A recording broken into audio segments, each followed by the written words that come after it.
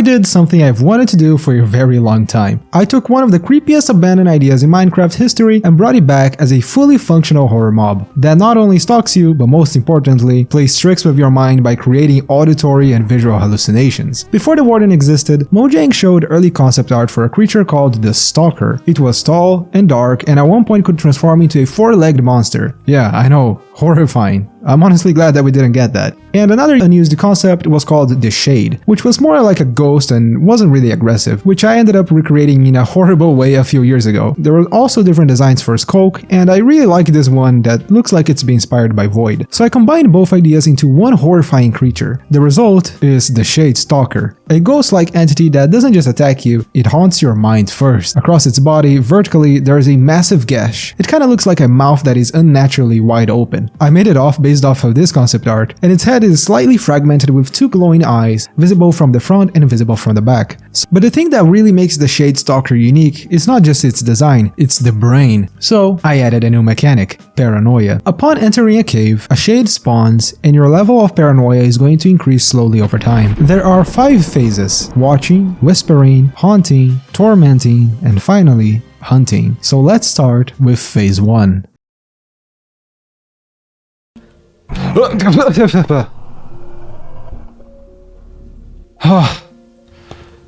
Okay, good way to start.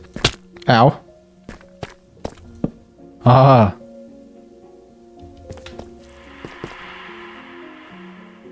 Ah, spooky. But it's just fake eyes.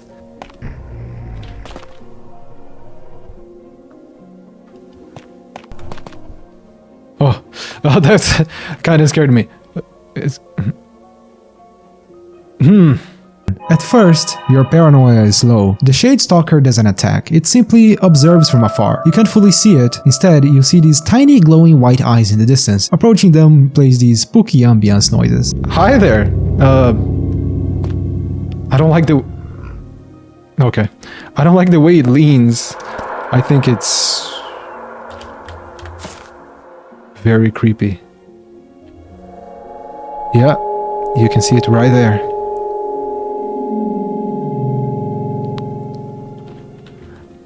Well, we're just gonna turn the other way, aren't we? I think that's the most intelligent thing to do.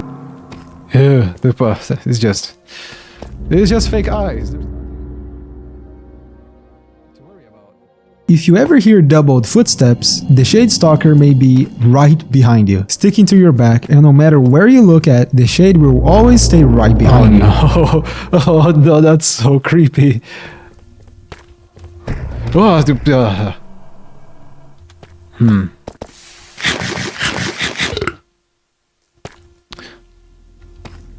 Phase 2, Whisper. As paranoia rises, the Shade Stalker becomes bolder. Now it starts lying to you, playing the auditory sounds and visual hallucinations with the intent of fooling the player into thinking that there are mobs nearby when there are none, and among many other things. This is one of my favorite features, it's the fake diamond ore. Basically, the Shade can create fake diamonds that can attract you, and the moment that you walk to collect them, the Shade immediately teleports and jump scares the player. That's the kind of emotional damage that I really wanted to achieve. But you know what's more horrifying? The fact that you're literally not subscribed. Come on, what are you doing? It's literally free, and it helps the channel a lot. You might hear a zombie groaning behind you, a skeleton, footsteps, or even the sounds of blocks being mined, but when you investigate, there's literally nothing there. As the Shade makes its presence known, you can see it stalking you from behind walls, peeking and watching you. Disembodied eyes appear in the darkness, making you think that there's way more than one. You also start seeing mob hallucinations, and upon getting close to them, the Shade jump scares the player. Oh no. Oh, it's right above me, isn't it?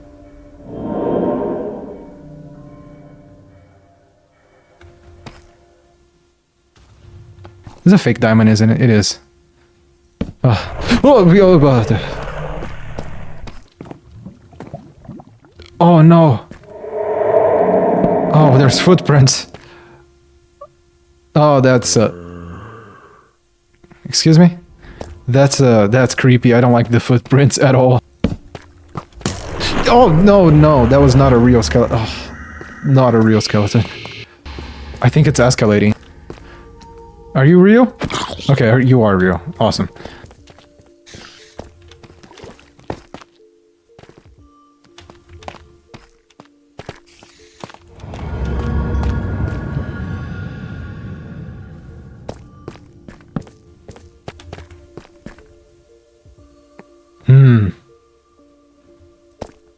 see you in the distance. Look at that. That's so creepy. That's the creepy thing, because it's forcing me to look at it, but I hear skeletons right next to me. But I know that these are probably not real skeletons. And he's gone. Oh. Oh no. More footprints coming right.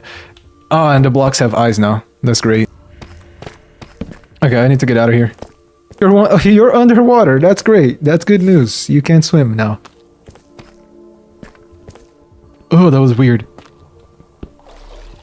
A lot of other visual hallucinations will also start, such as eyes opening up on blocks, screaming faces appearing on the walls, footprints, smoke coming out of nowhere, really strange and hard to understand figures in the darkness. And what I think is the creepiest, the shade stalker is gonna start stretching, becoming a really tall creepy figure. The blocks have faces. It's one of the many hallucinations. Hi.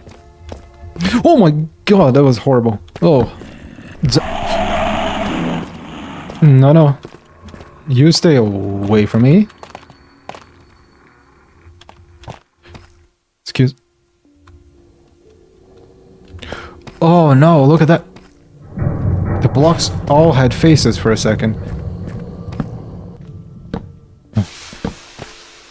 And it's extinguishing my torches. That's great. That's... You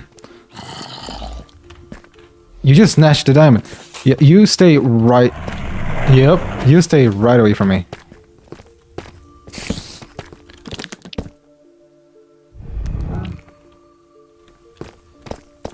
Oh my god. One of the things that it can do is drop from the ceiling. I forgot to mention that. Oh, I don't like the footsteps. It's the worst. What the heck? Ugh. Something starts growing inside of the caves. The void blight. A veiny growth spreading across stone, kinda like skulk, but it works a little bit differently, and standing near it accelerates your paranoia faster than normal. If you try to place a torch down to see better, the void blight will destroy it, destroying every single light source, making exploring very difficult. The void blight starts spreading, actively growing and corrupting the cave around you. The shade stalker also can use the blight patches as anchors, vanishing into them and reappearing through another patch closer to you. There's something worth finding in here. Remember that abandoned stalker concept that could transform into a four-legged creature? Yeah, I brought that back too. In void blight caves, you can find these glowing crystals called void anomalies. You can break them. Sometimes you get valuable loot like diamonds or emeralds, but other times... And here is the void blight biome. And as I said, it does not like torches at all. So the only way for us to explore is using flint and steel, because there needs to be a way for you to see in this biome. And as you can see, there's a very alluring crystal here called the void anomaly. And this little glowing thing, you're gonna find a lot of them throughout this biome. There's another one there, there's one here. But this thing is very attractive because if you break it, and it's a 50-50 chance, I'm scared.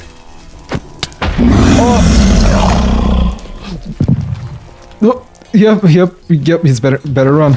He's right there. It's really hard to see inside of this biome. It's so dark.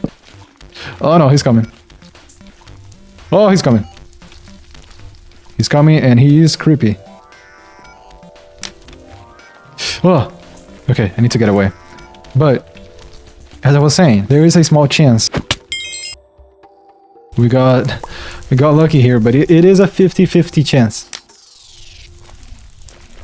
Hidden within the deepest void blight areas, there are ritualistic shrines containing an interesting block in the center. It's the void lantern. When you place torches and lanterns nearby, it absorbs their light, charging itself with energy, and once activated, it emits an enormous radius of illumination, far brighter than literally any light source. Instead of this really mysterious ritual circle, there's a chest in here. I don't have much time. It only moves when I look away. The heartbeat is deafening. I've built this lantern. It devours the light around it. To feel its protection, feed it torches, feed it fire. But the void is spreading. There's nowhere to hide. I don't know if you think this is a little corny. I thought of just putting some lore here. But I get it if it's a little... As the letter of the survivor said, if we put torches...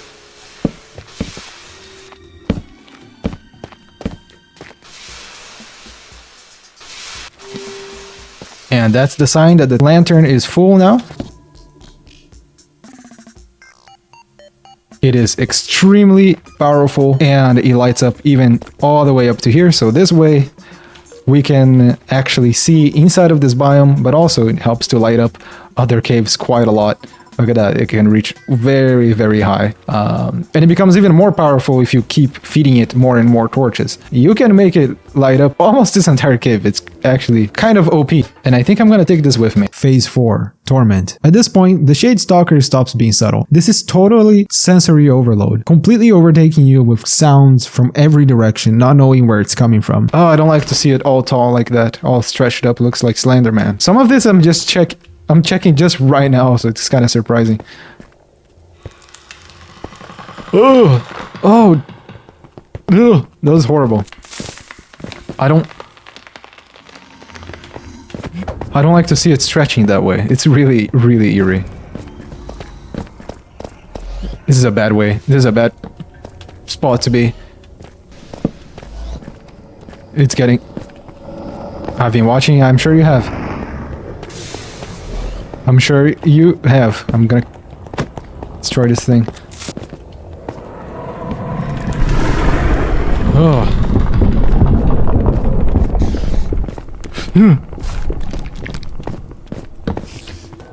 He's blocking my way out. Go away. You shouldn't be here. I'm trying to leave.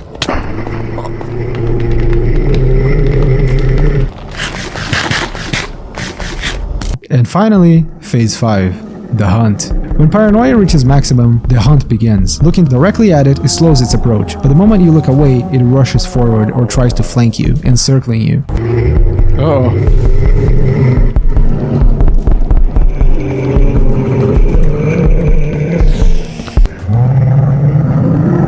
Oh no. He's after me. Where?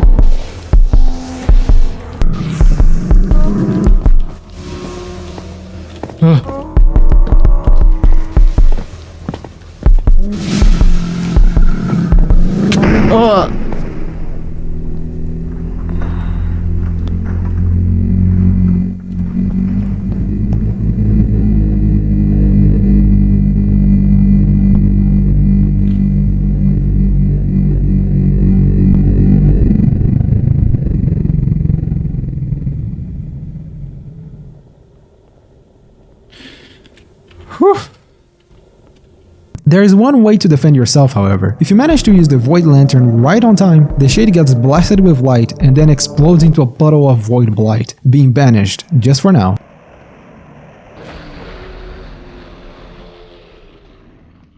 Inside of it, you'll find a Void Core, a block that can be used to craft Void Relays. And this block is pretty useful because you can basically use this to quickly reposition to a different point of your world. You know, just place one down and use it and you'll be immediately teleported to the closest core block. We're gonna banish this creature.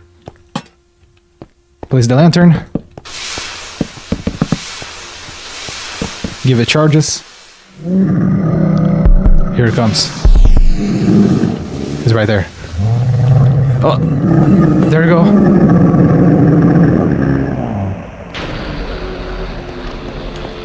Yeah, we banished it for now. We can mine the Void Core. It's a very tough block to break, and this is very useful. So we can place a Void Relay block right here. We can place a core all the way over here.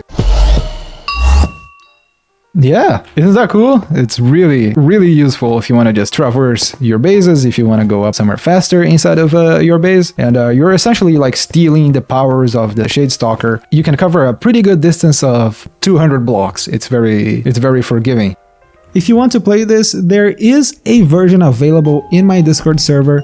It is not finished.